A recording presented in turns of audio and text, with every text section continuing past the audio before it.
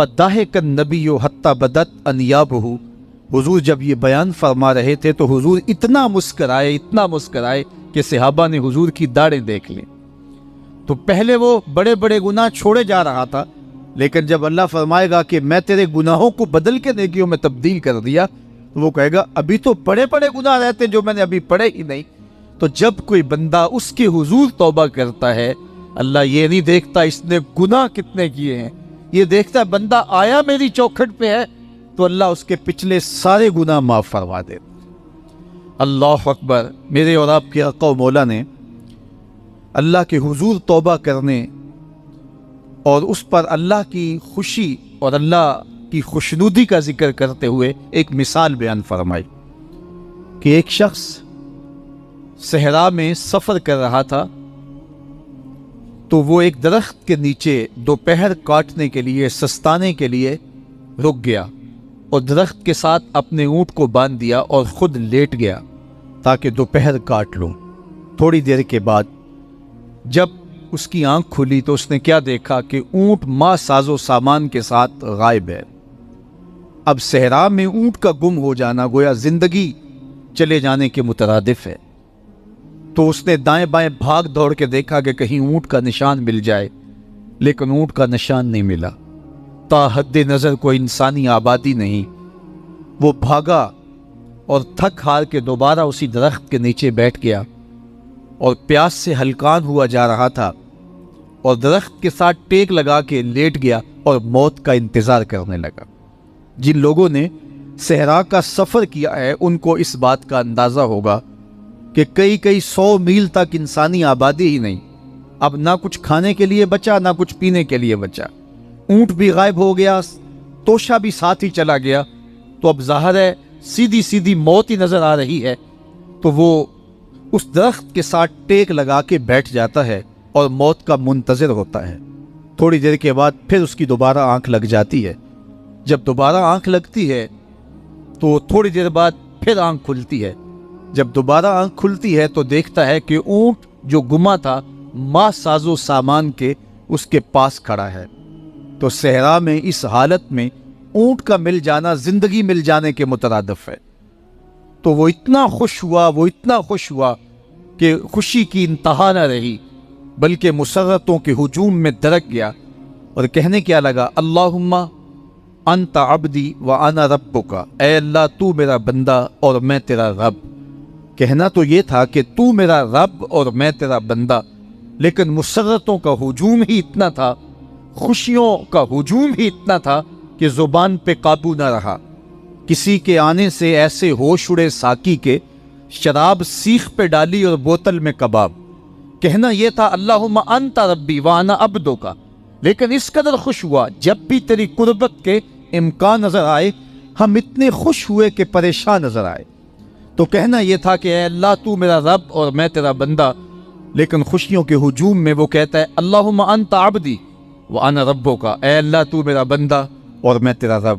حضور یہ بات بیان کرنے کے بعد صحابہ سے پوچھتے ہیں کہ ذرا بتاؤ اس بندے کو کتنی خوشی ہوئی کہ خوشی میں زبان بھی قابو نہ رہی اور اپنے آپ پہ کنٹرول نہ رہا، اور خوشیوں کے ہجوم میں اسے یہ بھی پتہ نہیں چل رہا کہ وہ کیا بول رہا ہے۔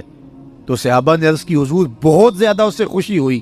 تو میرے حضور نے یہ بات کرنے کے بعد ارشاد فرمایا، جس طرح اس کو گما ہوا اونٹ ملا اور اس کی خوشی کی انتہا نہ رہی، تو فرمایا جب کوئی شخص توبہ کرتا ہے اور اللہ کی حضور پلٹ کے آتا ہے، گناہوں سے معافی مانگ کے اس کی دہلیز پہ آتا ہے، میرے حضور نے فرمایا اللہ اس سے بھی زیادہ خوش ہوتا ہے کہ میرا بندہ میری چوکھٹ پہ آ گیا ہے۔ تو وہ یہ چاہتا نہیں کہ میں اپنے بندوں کو عذاب دوں، وہ خود آگ میں چھلانگے لگائے تو اس کی مرضی، اگر گناہ سرزد بھی ہو گیا ہے تو کوئی بات نہیں، معافی مانگ لی جائے۔ تم نے اس کے حضور پیش ہونا ہی ہونا ہے، اس کے حضور جانے سے تم بچ نہیں پاؤ گے، چھٹکارا نہیں، رستگاری نہیں، ایک ایک عمل کا تمہیں حساب دینا ہوگا، ایک ایک حرکت اور ایک ایک سکنت تمہاری تشت بام ہوگی، تمہارا پوشیدہ اور مخفی عمل قیامت کے دن سامنے آ جائے گا۔ اللہ اکبر، یہ قرآن ہے، یہ کوئی فرضی کہانی نہیں ہے۔ انہ لقول فصل وما هو بالہزل، فرمایا یہ قول فیصل ہے، یہ طے شدہ حقیقت ہے، یہ امر واقعی ہے، یہ کوئی مذاق نہیں ہے کہ یوں ہی کو کہانی بیان کر رہا ہے، یہ سب کچھ ہونے والا ہے، یہ اپنی آنکھوں سے تم دیکھو گے۔ آج انکار کرو یا اقرار کرو، تمہیں کھلا موقع دیا ہے، حتیٰ کہ تم کافر بن کے زندگی گزارنا چاہو، نمرود بن کے جینا چاہو، فرعون بن کے جینا چاہو، حامان بن کے جینا چاہو، ہم تجھے دنیا پہ موقع دیں گے۔ لیکن یہ نہیں ہے کہ جب زندگی کی بساط لپیٹے گی پھر کام ختم ہو جائے گا، نہیں، یہ تمہیں ہمیں فرصت دی ہے، پھر ہم نے تم سے حساب لینا ہے، ایک ایک عمل تمہارے سامنے آئے گا۔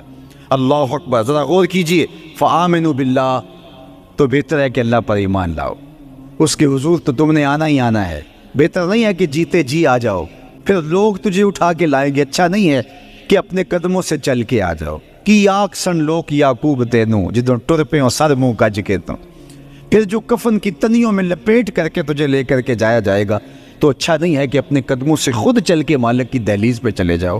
ایک حدیث میں آتا ہے کہ اللہ بندے کو اپنے سامنے سے ہٹنے نہیں دے گا جب تک اس سے 4 سوال نہیں کر لے گا۔ آپ دیکھیے، میں دیکھوں کیا ہم ان سوالوں کے جواب دینے کے لیے اپنے آپ کو تیار کر رہے ہیں۔ پہلی چیز، اللہ پوچھے گا عمر کہاں گزاری۔ دوسرا سوال، اللہ تعالیٰ علم کے بارے میں پوچھے گا، جو پڑھا تھا بتا عمل کہاں تک کیا، خلوت جلوت زندگی شام و سحر تیرے اس سیکھے ہوئے علم کی مطابقت میں تھے یا علم عزت دولت کمانے کے لیے پڑھا تھا۔ تیسری بات، اللہ پوچھے گا مال کمایا کیسے، اور مجھے بتا مال خرچ کہاں کیا۔ آج لوگ نیب سے ڈرتے ہیں کہ ہم سے پوچھ نہ لیا جائے کہ یہ آیا کہاں سے، منی ٹریل پیش کرو، یہاں ہم بچ جائیں گے۔ کوئی مکر، کوئی دھندا، کوئی فریب چل جائے گا، کوئی پریشر، کوئی افرادی قوت، کوئی سیاسی اثر و رسوخ، کوئی رشوت، کوئی سفارش، کچھ نہ کچھ تو راستہ نکل ہی آئے گا۔ اور آج کی دنیا میں صرف یہی پوچھا جاتا ہے کمایا کہاں سے، یہ نہیں پوچھا جاتا خرچ کہاں کیا، جیسے چاہو خرچ کرو، لیکن وہاں سوال ہوگا وَفِيمَا أَنفَقَهُ، خرچ کہاں کیا، یہ سوال بھی کیا جائے گا۔ وَعَنْ جِسْمِهِ فِيمَا أَبْلَاهُ، اور جسم کے بارے میں پوچھا جائے گا، اس جسم کو دی ہوئی توانائیوں کو خرچ کہاں کیا۔ بعض روایت میں عَنْ شَبَابِهِ فِيمَا أَبْلَاهُ، جوانی کے بارے میں پوچھا جائے گا، تیری جوانی کے خوبصورت دن کہاں گزرے، مجنو بن کے چوکوں میں کھڑا تو نہیں رہا، پارکوں کے گرد پروانوں کی طرح گھومتا تو نہیں رہا، تیری نظر بدکاریاں تو نہیں کرتی رہی، اپنی خواہشات کا غلام بن کے زندگی تو نہیں گزاری، تیری ساری ساری رات 4 انچ کی سکرین کے اوپر بدکاریاں کرتے بسر تو نہیں ہوئی۔